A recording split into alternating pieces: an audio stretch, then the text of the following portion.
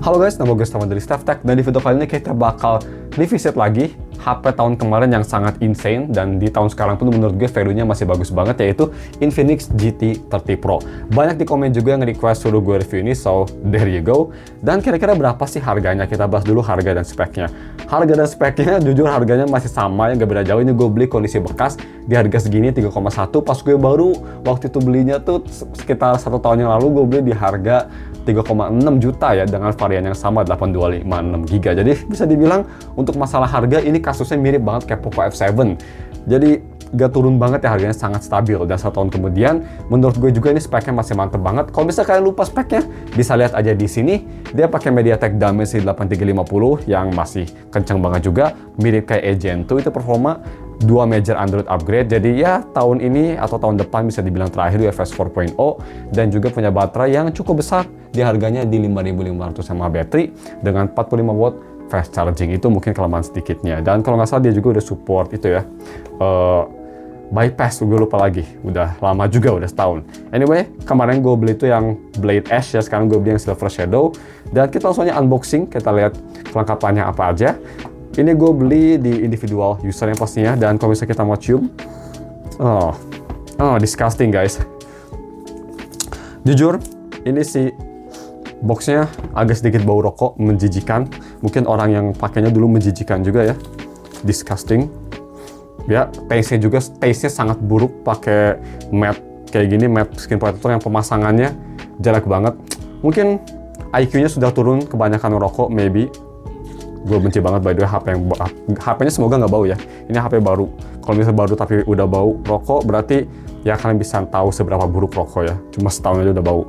Nah, kayak sedikit bau mungkin ya, sedikit bau. Ini harus dibaptis atau dirupiah dulu biar nggak bau. Tapi ya nggak separah waktu itu lah. Cuma yes, disgusting. Gila, pikirin aja lu. 1 tahun ini HP umurnya nggak lama, udah nempel kayak gini baunya. Jadi ya, man. Kelengkapannya, anjing, ini casingnya udah butak banget ya. Ini dan bau rokok banget casingnya, ini gila emang. Disgusting. Kayak it's so smelly dude. Jesus. Dan kelihatan udah used banget. Mungkin pengguna sebelumnya 100% perokok, karena gue udah pernah beli di toko yang sama juga, dan bagus ya Poco F7. Ini memang unlucky aja, X pemakaiannya perokok. It's fucking smelly dude. Holy shit. Tapi ya, gak enak di tangan juga seperti itu. Masih full set, cuma ya disgusting aja full setnya. Oke, cuma segitu aja di boxnya, dan kita tutup, dan kita langsung aja fokusin bagaimana untuk si HP-nya sendiri. So, untuk HP-nya sendiri seperti ini. Sebelum mau kita lihat spek-spek dan kondisinya, si orangnya bilang ini mulus banget dan masih ada garansi sampai Oktober 2026 ini. Jadi cukup lama ya. Gue semprot, well I don't know if this work, but there you go.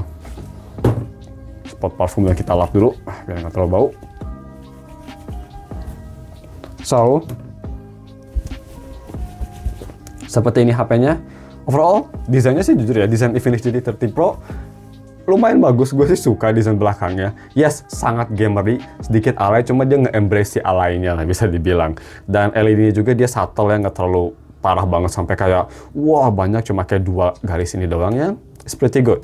Seperti biasa dia ada shoulder button juga, yang shoulder buttonnya dia ini tuh kapasitif, jadi bukan actual button, dan hapticnya juga kinda trash. Jadi ya asalkan ada aja. Kalau gue sih gak bakal pakai karena gue nggak ada game yang nge-utilize kayak gini ya. Kalau buat FPS mungkin berguna, I don't know. Bagi kalian yang main FPS kayak COD Mobile gitu, mungkin itu cukup handy ya, tapi buat gue sih kurang berguna. Untuk button masih empuk, masih oke lah bisa dibilang.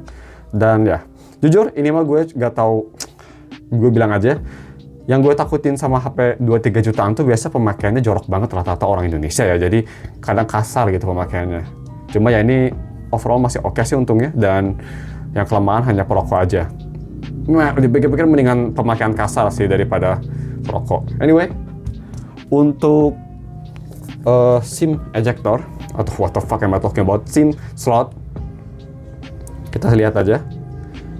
Ini yang pastinya gak ada microSD expansion ya, tapi dia sudah dual SIM seperti yang dibutuhkan sama orang-orang Indonesia. Untuk kamera sih, belakang gue bisa bilang lumayan oke, tapi Ingat banget gue pas tes video kamera belakang 108 megapiksel dan ultrawide 8 megapikselnya, si main kameranya masih agak sedikit jitter untuk 4K 60, tapi overall untuk konten di harga segitu menurut gue masih oke banget. Dan kalau misalnya kita mau lihat di depan, di sini selfie kamera di 13 megapiksel. Itu aja untuk speknya.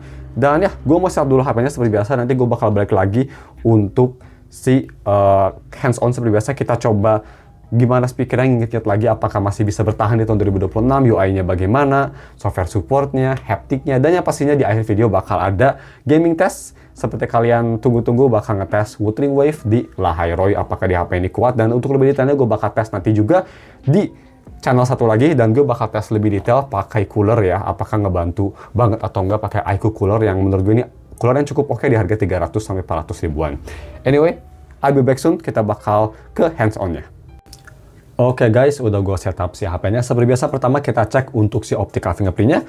Kecepatannya langsung kita tes 1, 2, 3. Untuk optical fingerprint di sini, menurut gue nggak secepat kayak misal di HP gaming yang lebih mahal kayak misal iQOO 15R yang pakai ultrasonic itu autofocus F7, slightly slower bisa kita lihat, dan tangan gue lagi kering kadang suka nggak scan, tapi tetap ini udah bagus lah untuk harganya, cukup cepat dan cukup akurat bisa kita lihat.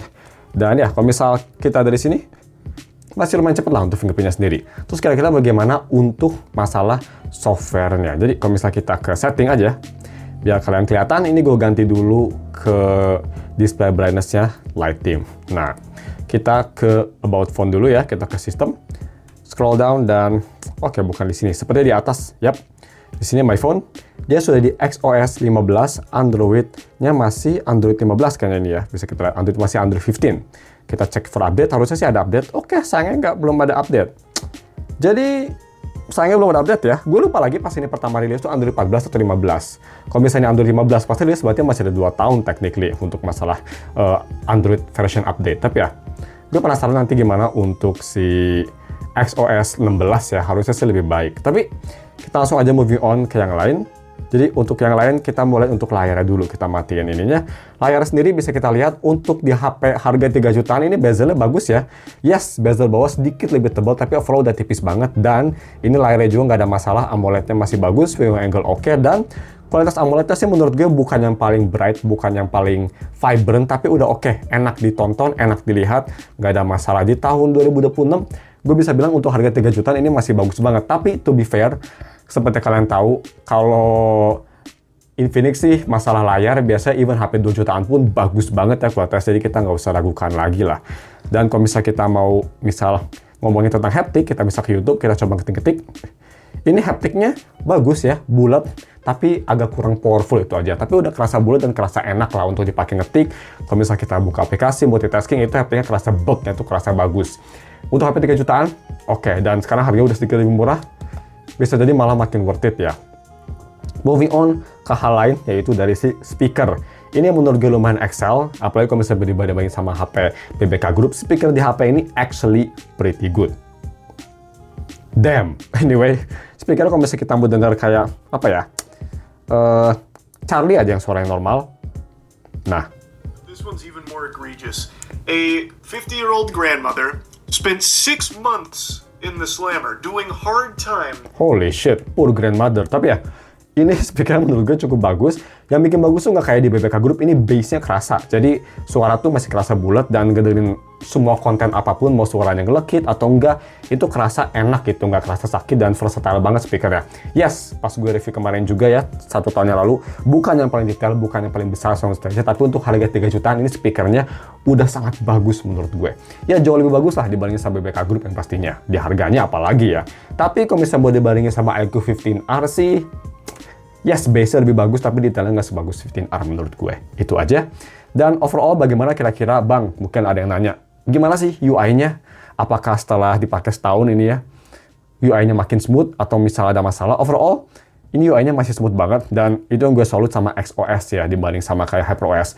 XOS nggak sebagus kayak Origin ya pastinya, tapi ini smooth banget. Kayak misalnya kita launching aplikasi, tutup lagi, kita buka YouTube Studio, tutup lagi, semua kerasa smooth, enak, dan UI-nya tuh nggak kerasa berat banget. Itu yang gue sangat salut. Dan untuk day-to-day usage, kayak misalkan buka Instagram, buka tutup game, itu semua masih kerasa smooth, dan masih kerasa kayak speed HP flagship. Speed yang pakai chipset flagship, if you know what I mean. Masih enak banget. Kalau misalnya mau dibandingin sama Poco F8 Pro sekalipun, yang harganya berapa itu? Hampir 3 kali lipat ya. gue lebih suka pakai di sini karena ya memang lebih smooth aja gitu dibanding kayak Poco F8 Pro. Memang itu lebih cepet tapi gue lebih suka UI ini ya, makanya jadi kerasa lebih enak aja. Nggak beda jauh lah. Even dibanding sama S25 Ultra gue pun ini smoothnya nggak beda jauh karena pakai chipset flagship. So that's good. Seperti itu, kita langsung aja bahas bagaimana untuk si kameranya. Kameranya pasti bukan selling point terbesar HP ini, jadi kita cepet aja ya. Ini untuk main kameranya seperti ini. Foto, boom.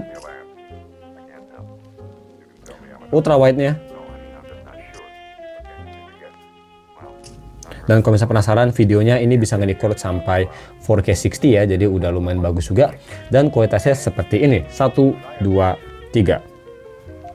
Oke guys, ini dia video recording pakai resolusi 4K 60 fps. Di sini tulisannya kayak bisa diganti ke 6 atau 0.6 time atau ultra wide, tapi sayangnya nggak bisa diganti. Yang pastinya, dan untuk focus point segini, actually pretty good. Smooth juga viewfinder ya, tapi ya untuk noise juga cukup bagus. Cuma gue bisa bilang kalau misal gue jalan dikit gitu ya, dia masih ada sedikit jitter itu aja. Untuk zoom maksimal dia bisa sampai 10 kali, cuma memang zoomnya agak kaku ya. Tuh, agak sedikit kaku dan agak sedikit terlalu cepat. Mikrofonnya kan bisa nilai, tapi menurut gue sih untuk HP gaming bisa 4K 60 lumayan oke lah menurut gue. Apalagi kalau misalkan pakai tripod, should be good. Oke, seperti itu untuk video recordingnya, dan langsung aja kita tes bagaimana untuk main Ultra Wave 3.0 di HP ini. Yang pastinya untuk lebih detail gue bakal pakai FPS overlay dan juga pakai cooler untuk lebih detail tesnya nanti di hari biasa ya. Stay tune aja di channel satu lagi seperti biasa, Steph Test Wibu Game. Dan untuk video ini kita bakal tes dikit aja untuk main Wuthering Wave. Kita coba di 3.0, coba sedikit battle, dan kita coba di kota. Itu aja, karena gue nggak mau lama juga videonya, ini udah sekitar berapa, 10 menit lebih. Kita ganti ke performance seperti biasa, dan ya semuanya udah oke. Yang gue rasa juga ini UI-nya lebih bagus ya. GT trigger bisa disetting di sini juga, ya nggak perlu lah kalau untuk game kayak gini. Kalian bisa auto brightness langsung dari sini juga, so that's good. Langsung aja masuk. Loadingnya lumayan cepet ya, dia pakai MediaTek Dimensity 8350, pretty much kayak Snapdragon 8 Gen 2, dan untuk UFS sendiri, dia udah 4.0. Itu lumayan crazy di harga 3 jutaan, jadi udah kenceng banget, makanya mungkin loading gamenya kayak tadi, nih, sekarang juga kerasa cepat. Dan itu mungkin kenapa HP ini di harga 3 jutaan masih susah ada yang ngalahin, karena memang value-nya crazy banget. So, untuk settingan, sayangnya karena dia bukan pakai chipset yang paling baru, jadi nggak ada resolusi sampai ultra high. Dia maksimal hanya di high aja, tapi yang lain gue di rata kanan, kecuali di shadow, di high aja. Dan kalau misalnya kita mau coba main, misal kalian lawan battle di tested Discord ya, misalnya kita coba masuk ke situ, kita lawan bentar. Ini kita baru banget masuk dan pakai Linai aja. Performance-nya bisa dibilang udah nggak sesmooth pas 2.0 ya. Memang ini game makin berat, tapi ngeburden ke HP-nya juga sayangnya. Ganti ke IMF. Aduh, masih botak dia. Kayaknya belum ngerender ya atau something. Nah, udah ngerender sekarang baru. Au. Dan kalau misalnya kita mau coba ultinya IMF ya nanti habis ini. Aduh, udah mati. Oke, nggak apa-apa. Kita ulti di luar aja. Kita terbang-terbang di luar. Misal kita, ulti dulu deh. Kita ulti. Kalau nggak salah di sini ada musuh yang spawn. Nah, ini nih, si Tengil. Kita misal ulti. Oke, kerasa smooth. Tapi memang kerasa bisa kita lihat bukan 60 fps ya. Apakah dia masih ada masalah FPS-nya di cap ke... Sepertinya ini masih ada masalah FPS di cap ya. Di cap ke 40 ini. Aneh. Coba ke balance. Balance malah FPS-nya naik. Apakah masih ada masalah game booster? Kalau ke performance? Oke, dia naik lagi. Kayaknya masih ada weird bug itu ya. Anyway, semoga udah hilang sih, ini baru awal-awal aja. Kita lihat gimana kalau misalnya kita di Startorch Academy seperti biasa. Kita TP aja di sini. Dan ya kita ini main baru kayak sekitar 1-2 menitan lah. HP sendiri panasnya kerasa rata, tapi emang udah mulai kerasa panas tuh, lihat 45. Dan untuk depan udah di 46. Jadi panasnya memang cepat ya. Ini semua build plastik yang pastinya. Kita lihat aja. Loadingnya, come on. Dan masuk. Lumayan cepat. Di sini bisa dibilang performance-nya di sekitar berapa itu? 35, 36 FPS-an. Oke. Jadi nggak full FPS, wajar banget ya. Nggak semua HP bisa full 60 FPS di sini. Tapi ya, kita kalau misal mau coba pakai motor, biasa di depan ada crowd density-nya max. Yap, langsung nge-lag banget. Banyak crowd ya soalnya. Dan HP-nya langsung panas guys, langsung panas. Jadi, kayaknya bakal struggle pas kita long term test. Tapi ini kita bakal simple aja dulu. Dan pas di sini temperaturnya berapa? Damn, look at that, 47. Kayaknya memang sekarang gua mau HP apapun, mau itu gaming, kalau misal nggak pakai active cooling ya, hanya passive cooling kayak gini, harus pakai cooler kayaknya. Kalau bisa mau main di settingan tinggi banget ya. Seperti itu aja untuk performanya. Untuk baterai berkurang 3%, tadi kita main sekitar 5 menitan. Well, untuk 5500 mAh, that's actually not bad. Seperti itu untuk glance-nya di 2026, ya pasti gue bakal nanti tes full review-nya minggu depan, lebih detail lagi seperti apa, apakah worth it. Kalau kata gue sih kayaknya even hands-on sekarang di 2026 aja, kayaknya masih nggak ada yang bisa ngalahin deh value-nya di harga 3 jutaan. Tapi ya, kita lihat tadi gimana minggu depan. Sekarang segini deh videonya, thank you for watching, dan ketemu lagi next week untuk si reviewnya.